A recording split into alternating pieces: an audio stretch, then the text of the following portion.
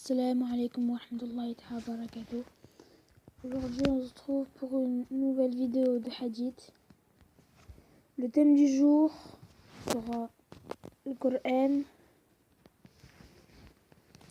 En commençant par la lecture de la récitation du Coran. La lecture de la récitation du Coran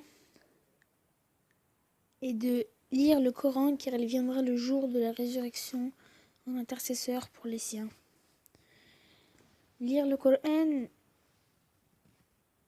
c'est très important car au jugement dernier, quand vous serez devant Allah, le Coran va se réveiller et va vous défendre pour ne pas aller en enfer. Par exemple, non, il m'a lu, il m'a fini, il me lisait tous les jours. Voilà, donc ensuite, apprendre le Coran et l'enseigner. Inch'Allah, j'essaierai de vous l'enseigner plus tard. Le meilleur d'entre vous est celui qui apprend le Coran et l'enseigne. Donc comme j'ai dit, Inch'Allah, je vais essayer de vous l'apprendre. Donc, le Coran en général. L'image du croyant qui lit le Coran est celle du cédra. Son odeur est suave et sa saveur est suave. Le croyant qui ne récite pas le Coran est comparable à une date. Un goût est comparable à une date. Son goût est délicieux, mais il n'a aucune odeur. L'hypocrite qui récite le Coran est comparable à un myrte. Son odeur est bonne, mais le goût est amer. Enfin, l'hypocrite qui ne récite pas le Coran est comparable à une coloquinte. Elle n'a aucune odeur et son goût est amer. Le fait de retenir le Coran. Alors, le fait de retenir le Coran est d'accorder toute votre attention au Coran, conjure par celui qui tient non-âme entre ses mains qu'il s'échappe, plus aisément que le chameau s'en engrave.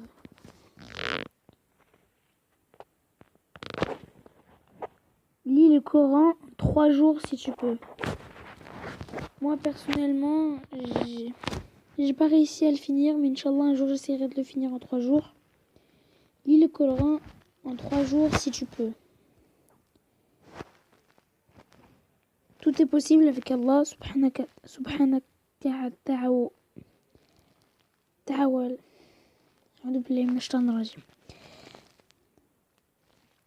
Le fait de se concentrer au Coran.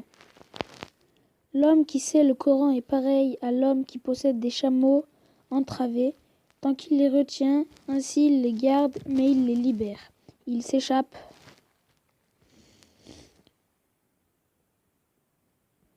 La mérite de la récitation du Coran. Celui qui récite le Coran avec habileté sera avec les anges, scribes purs et nobles, et celui qui récite le Coran avec difficulté aura de récompenses. Comme certaines personnes ont des difficultés à lire le Coran, comme beaucoup de jeunes,